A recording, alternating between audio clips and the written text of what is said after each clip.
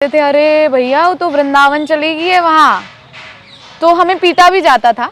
हम बहुत पिटे हैं, पर वो पिटना बहुत सौभाग्यदायी हमारे लिए रहा, क्योंकि कहते हैं ना ऐसे सीधा सीधा तो प्रेम का पथ होता नहीं ना। प्रेम के पथ पे तो बहुत सारी यातनाएं और प्रतिकूलताएं हमें जो है सहनी पड़ती हैं। अनुकूलता में बिहारी जी मिल जाने वो कोई प्रेम थोड़ी होता है। कितने वर्ष पहले की बात है जब आती थी आप? मैं करीब भैया 6-7 वर्ष की थी बस।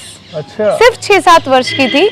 और जब मैं 6th क्लास में पढ़ती थी तो हमारे वहाँ एक भागवत जी करने के लिए एक महाराज जी आए थे, तो बस उन्होंने तो समझो कि हमें सर्वस्व दे ही दिया था। हम वहाँ कथा सुनने के लिए जाते थे पिताजी के साथ, तो हमारे पिताजी बहुत क्रोधित हो गए और फिर हमें लेके ही नहीं गए। लेकिन वही हमारे जीवन में ऐसा था कि हमें इनकी मोटी सी आंखों से प्यार था। हम बचपन में नहीं जानते थे कि क्या है कौन है, क्योंकि ये तो अभी आए ना 13-14 साल पहले इस स्वरूप में, तो ये 13-14 साल पहले आए हैं। लेकिन उससे पहले हमें सिर्फ ये पता था कोई मोटी आंखों वाला है जिसके लिए हम छुप छुप के आ जाते थे, पिटते भी थे। तो फिर पता चला धीरे धीरे कि उन्हें बिहारी जी बोलते हैं। कलयुग में स्वामी जी ने प्रकट उन्हें किया है और अपनी प्रेम साधना से किया है।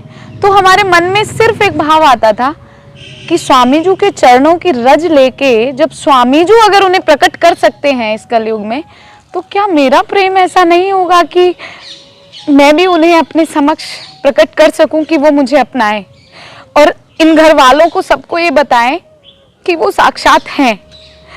बस इसी भाव में मगन होती चली गई। बहुत परेशानियां आई, बहुत कठिनताएं आई, लेकिन सब कुछ पीयू ने लाइन अप कर दिया था, या आप कहें कि सबको समतल करते चले गए उन यातनाओं को। कठिनाई आई मतलब आपके परिवार वालों ने आपका विरोध किया, क्योंकि हर लड़की के माता पिता चाहते हैं कि उनका जो बेटी की शादी है वो सांस्कारिक जो लड़का है उसमें हो। ये तो ठाकुर जी से आपने की है। बिल्कुल। तो कैसे माने ये बताइए पहले तो। भैया 14 साल पहले, मतलब 13 और 14 साल पहले मैंने घर वालों को बिल्कुल त्याग दिया था कि अगर आप मुझे वृंदावन नहीं जाने दे सकते तो मैं आप लोगों के साथ नहीं रह सकती।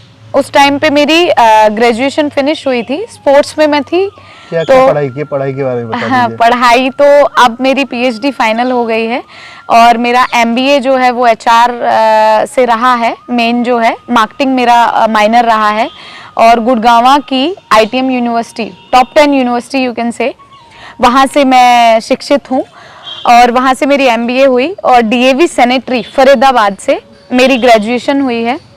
वहाँ भी मुझे ये लोग सिलेक्ट करके ही लेके गए थे वॉलीबॉल के एज अ चैंपियन, और वहीं से मेरा जो भी पढ़ाई का सब खर्चा सब वहीं से चला है। और उसके बाद फिर मेरी एमबीए में स्कॉलरशिप ली, मैंने यूनिवर्सिटी टॉप किया, इंटर यूनिवर्सिटी खेली। तो मैंने कहा ना कि वो तो ये सब करते चले गए, क्योंकि तू चले एक पग मैं चलूं पग 1000। जॉब भी लगी थी ना आपकी? जी, मेरी जॉब भी लगी थी। मैं एज अ एसआई ऑफिसर रही हूँ चंडीगढ़ फोरेंसिक में, बट इनकी इच्छा नहीं थी शायद, क्योंकि वृंदावन को बहुत कॉम्प्रोमाइज करना पड़ रहा था और जिस रस के लिए मुझे पैदा किया गया वो रस ही हमें नहीं मिल पा रहा था। तो बस वही छुड़वा दिया। मैं as a HR air hostess उसमें भी सिलेक्ट हुई हूँ अपने इंडियन इसमें एयरवेज में, इंडिगो एयरलाइंस में। मेरे पास काफ़ी फ़ोटोज़ हैं उसकी, मैं आप लोगों को दिखा सकती हूँ। जैसे किसी को लगे कि मुझे पढ़ा के बुलवा दिया गया है, ऐसा कुछ नहीं है। I have all the proofs. तो उसके बाद भी वो भी छुड़वा दिया। मुंबई में गार्नियर में सिलेक्शन हो गया था ड्यू टू माई हेयर्स। अच्छा जी, बट फाइनल शूट वाले दिन हमारे पतिदेव हमें ले आए, क्योंकि शायद उनको वो संसार वाली पब्लिसिटी नहीं चाहिए थी और हमने इस भाव को भी बहुत छुपा के रखना चाहा भैया। नहीं तो हम जिस दिन शादी हुई थी ना, बहुत ऐसे लोग थे कहाँ कहाँ से आए हैं, सबने कहा कि हमें आपका इंटरव्यू लेना है, हमें आपका। हमने सोचा कि हमें ये प्रसिद्धि नहीं चाहिए, हमें तो अपने पिया के साथ बस बैठी रहूं कुंजन के कोने श्याम राधिका गाऊं, तो वो सब चाहिए था। लेकिन अब इन्हीं की आज्ञा हुई कि तुम जैसी पता नहीं कितनी हैं या कितनों के ऐसे माँ बाप हैं या घर वाले हैं जो नहीं मानते कि मैं हूँ, ये हैं, घर वाले नहीं मानते। तो इनकी आज्ञा हुई कि प्रिया, अब तुम्हें अपने लिए नहीं, हमारे लिए इस भाव को बताना भी पड़ेगा, इस भाव को कहना भी पड़ेगा, और तुम्हें जाना पड़ेगा लोगों के सामने कि हाँ, मैं आता हूं, ये कोई मिथ्या नहीं है, या ये कोई मीन्स ये भाव आ जाता है। मैं बहुत ज़्यादा बता नहीं पाती इनके बारे में, तो बस यही इन्होंने करने के लिए और बताने के लिए मुझे आप लोगों से मिलवाया। और बाकी तो मैं कुछ नहीं कहना चाहती, लेकिन आप लोगों को ये लगता होगा कि ठीक है दीदी, आपने शादी की, ऐसे तो अभी कुछ दिन पहले भी आ रहा था, और भी लोग करते हैं शादी। तो मेरे पास वीडियोस हैं, अगर कोई देखना चाहे, या मेरे फोटोग्राफर या कुछ भी। 3 दिन की पूरी रस्में हुई, हल्दी, मेहंदी, फिर उसके बाद संगीत, फिर उसके बाद मेरी भावर हुई है, और उसके बाद मेरा गृह प्रवेश भी हुआ है। अब आप लोग पूछेंगे कि गृह प्रवेश किसने कराया, लड़के वाले कौन थे? ठीक है, आपने बिहारी जी को पूछता, लेकिन आपके घर वाले भी शामिल हुए थे शादी में? जी जी जी, आए थे हरियाणा से? सब आए हैं। वो इसीलिए भैया, मैंने आपको शुरुआत में ये बताया कि माँ बाप के आशीर्वाद के बिना शादी नहीं मानी जाती, हमारे समाज में भी नहीं मानी जाती है। तो हमने इंतजार किया, हमने बड़े थपेड़े खाए, हमने पिस्टल रखवाई अपने यहाँ कि तुम्हें मार दिया जाएगा, लेकिन हमने सब्र किया, हम सहते चले गए, क्योंकि इनकी ताकत अंदर थी, हमारे रोम रोम में ये चलते हैं। तो घर वालों ने अब फाइनली, मेरी माताजी जो हैं वो अभी अंतिम शैया पे चल रही हैं, उन्हीं के का ही सेवा प्रसाद है जो मुझे बिहारी जी मिले हैं, और इन्होंने मुझे इस तरह से अपनाया है। तो वो बोल नहीं पाती, लेकिन वो इशारे से सब बताती हैं। तो हमने ऐसे ही उनसे पूछा कि माँ, अब तो तू जाने वाली है, तू मेरा कन्यादान नहीं करके जाएगी? तो उन्होंने इशारे से हमें बोला कि हाँ माँ, हाँ। बस उस हाँ के लिए हम 14 साल से रुके थे भैया, उस हाँ के लिए हमारी माँ ने कहा, और हम उसी दिन से बस धुन में लग गए कि कोई भी रिश्तेदार, कोई राजी हो ना हो, लेकिन जिसने मुझे जन्म दिया है ना, आज उसने ये कह दिया कि हे माँ, हाँ, मतलब वो मेरा इनके साथ कन्यादान करना चाहती हैं। तो बस यहीं पे कुटिया है, मदन टेर के पास ही। और जैसे होता है ना, पति अपनी पत्नी को किराए के घर में नहीं रखता, या मतलब आपको मैं कैसे बताऊं, मैं नहीं कह सकती इन बातों को अपने शब्दों में। तो हमारे छोटे से कुंज का निर्माण हुआ है, वो हमारे पतिदेव ने शायद हमारे लिए बनवाया, और इसीलिए शायद इन्होंने 14 साल इंतजार भी करवाया भैया। देखो, लीला से लीलाएं जुड़ती चली जाती हैं। अब हमें लगता है कि हमने 14 साल, ठीक है, घर वालों की यातनाएं थी, ये सब बहाने बने मेरे ख्याल से, लेकिन इन्हें अपने कुंज में लाना था। एक निर्बल से निर्बल संसार का पति भी अगर होता है, वो अपनी पत्नी को बहुत शानो शौकत से रखता है। तो जब बिहारी जी स्वयं आए थे, तो कैसे ये किराए के घर में हमें रखते? तो वो कुंज का निर्माण जब संपन्न हुआ है अभी, उसी के साथ इन्होंने हमें अपना के गृह प्रवेश करवाया है, और भावर हमारे साथ ली है। उसकी वीडियोस और जो भी कुछ हैं हम आपको दे देंगे। पूरी विधि विधान से जयमाला हुई थी। हाँ, मैं अभी आपको दिखा नहीं सकती, मेरे फोन में है सारी चीजें, को सब मिलेगा। और सबको जी जी 3 दिन तीनों टाइम, 3 दिन तीनों टाइम। हमारे पिया ने बोला कि सबको बुलाओ, सबको बुलाओ, चाहे हमारा लहंगा किसी ने सिला, चाहे हमारा कुछ भी। तो लोग जयपुर उदयपुर पता नहीं कहाँ कहाँ से आए हैं, मैं नहीं जानती कि भाई कोई लड़की है ठाकुर जी से ऐसे विधि विधान से फेरे कर रही है, और ऐसी शादियां नॉर्मली तो हो जाती हैं मंदिरों में या कुछ भी। अरे भैया, वहां तो ऐसे हो रहा है भव्य। और यदि आप इनको पालकी में बैठा हुआ देखेंगे, जब आपको वीडियोस मिलेंगी, तो खुद ही जो देखने वाले हैं ना, वो ये कहेंगे कि नहीं, ये साक्षात बिहारी जी हैं। उनके सब संशय अपने आप समाधान हो जाएंगे, मुझे तो कुछ कहने की जरूरत ही नहीं पड़ेगी। जब इन्हें वो देखेंगे पालकी में बैठे हुए, और ये मुझे जब वरने आ रहे हैं, और उसमें प्रॉपर सब चीजें हैं, मैंने ऊपर से चावल फेंके हैं, फूल फेंका है, मीन्स मेरे जीवन की साध जो इन्होंने इस तरीके से आके पूरी की है, मैं उसका वर्णन नहीं कर सकती। और सबसे बड़ी विशेषता कि लड़के वाले कौन है, लड़के वाले कौन है, बिहारी जी के घर वाले कौन है। आप लोगों को भी ये उत्सुकता हो रही होगी ना? हर कोई सोचेगा कि हाँ ठीक है, गोपाल जी को लेके तो कोई भी फेरे ले लेता है, कौन सा नई बात कर दी, हाँ ठीक है कर लिया होगा, भाई भाव होगा पिछले जन्म का। लेकिन मेरे बिहारी जी साक्षात हैं ये, इनमें कोई भी संशय बुद्धि ना करे। इसलिए मैं बताना चाहती हूँ कि इन्होंने मेरा ससुराल भी प्रकट किया, प्रत्यक्ष में ससुराल प्रकट किया। 4 दिन पहले की बात थी, हम इनसे 2 बजे का समय था शायद रात को। हमने इनसे पूछा कि पीयू हम तो 14 साल से साथ में रह रहे हैं, अब शादी हो जाएगी तो अब क्या नया होगा ऐसा। क्योंकि शादी के बाद तो देखो घर में भले दूर रहें, जैसे भाई बेटा बहू अगर जॉब पे होते हैं तो सास ससुर अलग भी रहते हैं, दूर भी रहते हैं। तो हमने इनसे पूछा, मैंने कहा सास ससुर भी होते हैं और ननद कोई तो होता है ना, ससुराल माने ससुराल होता है ना भाई। आप मुझे वर रहे हो, अब जब इतना सब कुछ सारा कर रहे हो, ये सब बड़ा इस सृष्टि को दिखाने के लिए, तो बस ऐसी बात थी। तो हम ठीक है सो गए थे इनसे ये बातचीत करते हुए। अगले दिन ही सहसा हमारी एक मैया है, हरिवंशी मैया है, बहुत प्रेम करती हैं, लाली की तरह हमें उन्होंने प्रेम किया है। तो उनका अचानक हमारे पास फोन आता है, सुनो लाडली तुम्हारी सासू माँ को हम लेके आ रहे हैं। अब हम चौंक गए एकदम से। मैंने कहा इनको क्या पता हमारे और इनके बीच में क्या संवाद हुआ, ये तो केवल हम जानते हैं। लेकिन इन्हें ये दिखाना था कि देखो तुमने जो हमसे कहा है ना, हम उस हर एक वाक्य को सत्य करेंगे प्रिया, हम उसको सत्य करेंगे। तुमने ससुराल की इच्छा की है तो हम तुम्हारा ससुराल भी प्रत्यक्ष में प्रकट करेंगे। मैंने कहा ठीक है मैया ले आओ। पर मैंने कहा मैया हम जानते नहीं कुछ नहीं, अब ऐसे कैसे, मैंने कहा एकदम से कैसे, मतलब सामंजस्य कैसे बैठेगा ना।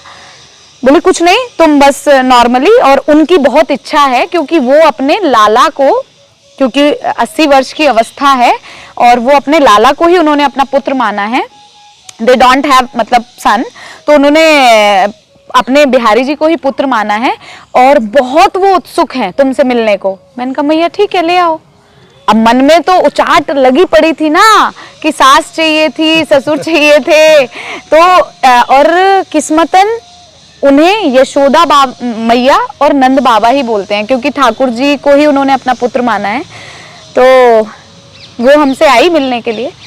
अब आप भी कहेंगे कि वो कहाँ हैं, तो नहीं मैंने उन्हें बुलाया है, मैंने उनको बोला, मैंने कहा मैया जब अगर हमें आपको अपने लाला का वर्चस्व ये दिखाना है इस सृष्टि को और मुझे अपने बिहारी जी का, अपने पिया का दिखाना है, तो आपको आना पड़ेगा, हमें दिखाना पड़ेगा, लोगों को बताना पड़ेगा कि बिहारी जी हैं।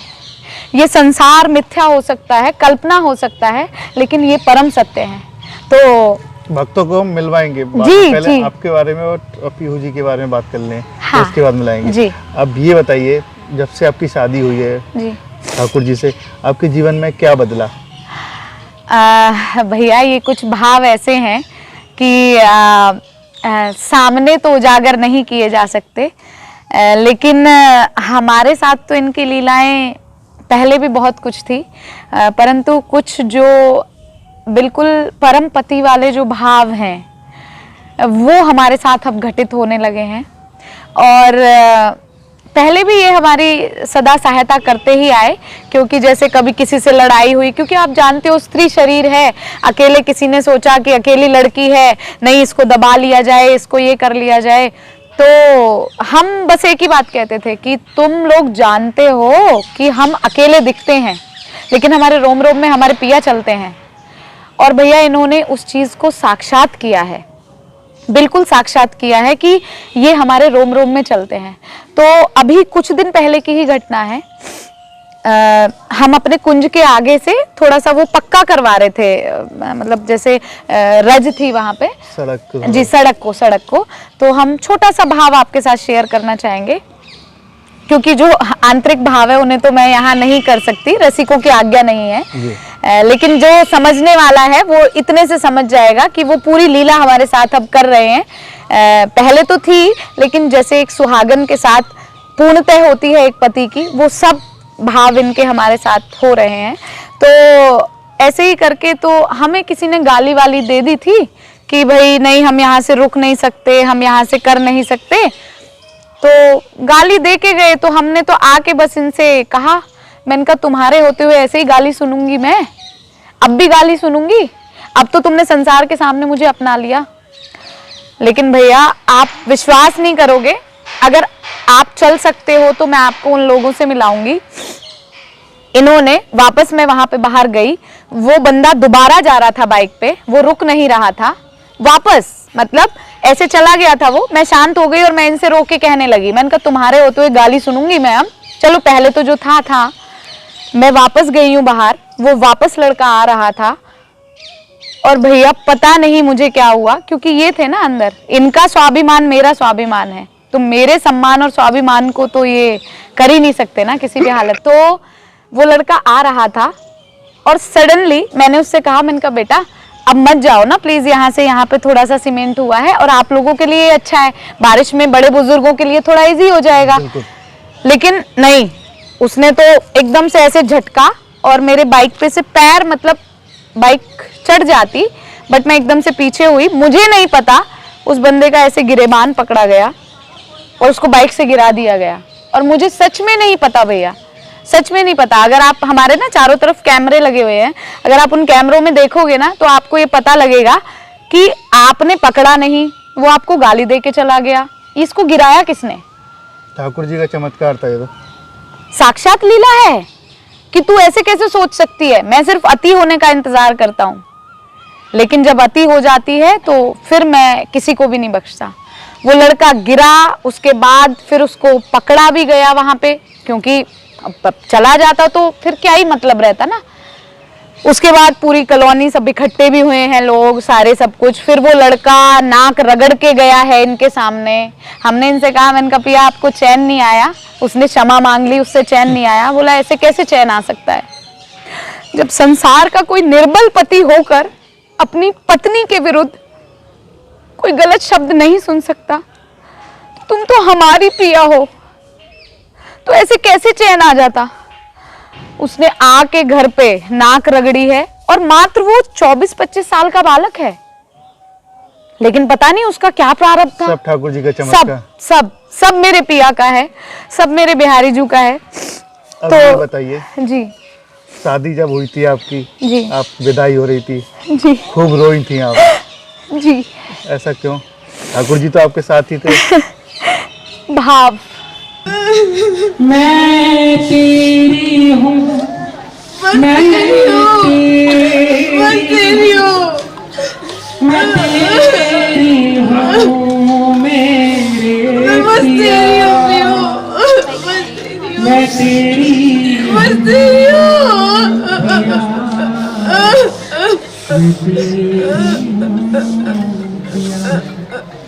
छोड़ चली मैं आंगन बाबुल का,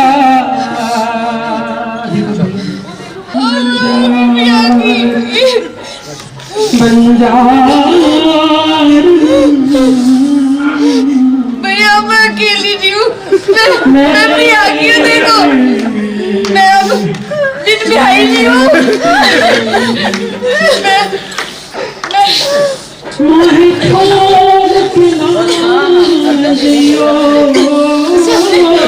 सबने देख लिया ना, अब मैं माफ भी करूँगी।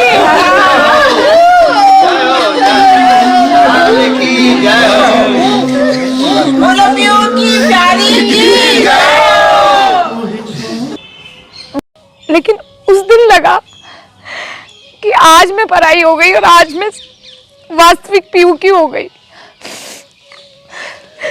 इन्होंने, मैं बता नहीं सकती, क्योंकि ये भाव दशा ऐसी है कि या तो ये अश्रु कहते हैं इस भाव दशा को, या फिर ये जबान कह पाती है। जैसे दो शब्द मैं कहना चाहूंगी कि हमने देखी है उन आंखों की महकती खुशबू, होठों से छू के उसे रिश्तों का इल्जाम ना दो। तो होठों से तो इनकी भावदशा हम बयान नहीं कर सकते, और हम इसलिए भी रोए, खुश होके भी रोए। हमने, आप वीडियो में देखेंगे, आपको मिलेगी, और आप सबको दिखाना भी, ताकि सब लोगों को ये पता लग सके कि ये कोई कहानी नहीं थी। लोगों ने आप देख ही ली पहले। जी जी जी, और वो इतनी वायरल हुई है, हमें भी नहीं पता था। हमारी विदाई की वीडियो पता नहीं जाने कहां कहां से और क्या है, लेकिन फिर भी आप अपने चैनल के माध्यम से भी दिखाना कि भाई मैंने कोई उनको प्रिपेयर नहीं किया था। ये एक ऐसा भाव है, भाव देश आप कह सकते हैं, कि इसमें हर कोई उतर नहीं सकता। उन वीडियोस में आप देखेंगे, मैं जोर जोर से चीख चीख के ये कह रही हूँ अपने घर वालों को कि भैया अब मैं बिन ब्याही नहीं रही हूँ। सब लोग कहते थे कि एक लड़की की मांग में सिंदूर होना चाहिए, तो हम यही बात कह रहे थे कि हमसे सब क्वेश्चन करते थे, हम पहले कभी सिंदूर लगा लेते थे, तो ये सबके सामने ऐसे नहीं थे। इसीलिए इन्होंने संसार को दिखाने के लिए इतना बड़ा सब रचा, इतनी लीला रची, जिससे हम स्वयं को ये कह पाए कि हम इनकी सुहागन है। और हमने सबसे यही कहा कि अब हम शान से अपनी मांग भरेंगे। आप मेरी मांग में सिंदूर देख सकते हो। पूरा मेरे ये बिछुए हैं जो हमारे रिचुअल्स में होता है कि भाभी माँ दबाती हैं, और आप ये मेरी जो अंगूठी थी इसी से मेरी मांग भरी गई है, और ये चूड़ा और ये है, इसको रखना होता है 1 साल के लिए, तो मैंने अपने पिया के लिए इसे रखा है। और ये सब जो है, ये गहना, ये आभूषण, ये सब हमारे पिया की ही देन है। मतलब हमें नहीं पता था कि ये इन्हें क्यों बनवा रहे हैं, क्योंकि शायद इनके तो ये तो लीलाधर है ना, ये तो पलक झपकते ही कुछ भी कर सकते हैं। तो इन्होंने हमारे लिए सब तैयारियां पहले कर दी थी कि प्रिया तुम थकी होगी, उस टाइम पे कुंज बनाने में तुम व्यस्त होगी, तो इन्होंने हमारे लिए ये हार बनवा दिया, और मतलब हमारे लिए इन्होंने सब तैयारियां करके रखी थी।